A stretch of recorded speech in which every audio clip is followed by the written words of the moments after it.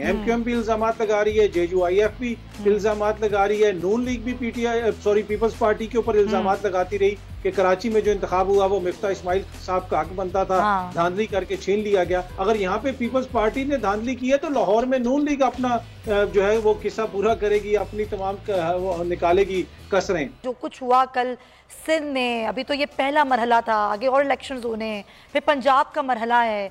जाहिर है जब जमातें दीगर, ये सभी तकरीबन सभी जमातें रिगिंग का इल्ज़ाम लगा रही हैं, इलेक्शन कमीशन को कह रही हैं कि आप नहीं करवा पाए कंडक्ट इलेक्शन, तो फिर क्या देख रहे हैं आप इस मुल्क में, क्या होगा क्या? ऑब्वियसली जिस तरह पहले भी जिक्र हुआ कि जितनी इनके अपने इत्तेहादी हैं, अब ये नहीं है कि यहाँ पे पीटीआई इल्जामात लगा रही है। अगर पीटीआई इल्जामात लगा रही होती तो वो तो एक अलग चीज़ है।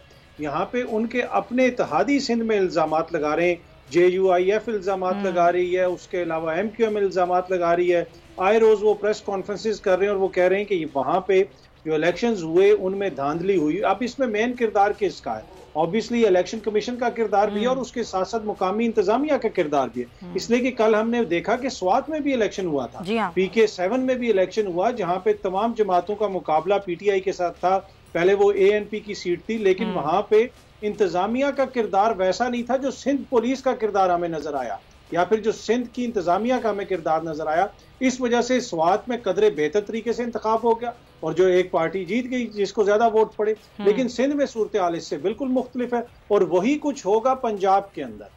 और पंजाब में भी ये जो ज़िमनी इंतखाबात हो रहे हैं उसमें पहले ही पोस्टिंग्स एंड ट्रांसफर्स शुरू हो चुकी हैं। इस हवाले से इलेक्शन कमीशन को लिखा भी गया PTI की जानिब से, लेकिन उसी किस्म की तैयारी की जा रही है कि उसी तरह के इंतखाबात करवाए जाएं जैसे सिंध में करवाए गए। और इसी वजह से इलेक्शन कमीशन के ऊपर सवालिया निशानात उठते हैं।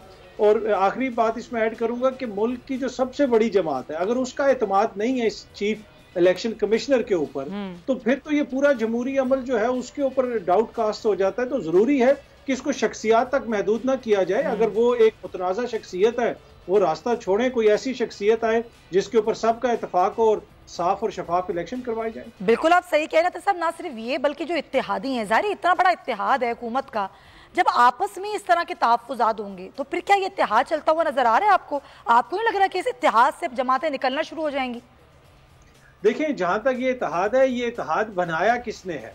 इनको बनाने वाले जो है ना वो बड़े मजबूत हैं। एमक्यूएम भी कल भी प्रेस कॉन्फ्रेंस कर रही थी और कह रही थी हम अपना फैसला करेंगे अगर हमारे तहफ़्फ़ुज़ात दूर ना किए गए। आज फिर उन्होंने प्रेस कॉन्फ्रेंस की, तो भाई आपको किसने कहा था कि आप इनसे जाके मिलें, या फिर क्या आप अपने फैसले खुद करते हैं? इसलिए जब आप किसी के कहने के ऊपर अपना वोट किसी के पलड़े में डाल देते हैं तो फिर ये सहूलत आपसे ले ली जाती है। तो मुझे नहीं लगता कि इस इत्तेहाद को कोई खतरा है, क्योंकि इस इत्तेहाद के गारंटर जो हैं उन्होंने मेक श्योर करना है कि ये इत्तेहाद इसी तरह चलता रहे जब तक उनकी मंशा है।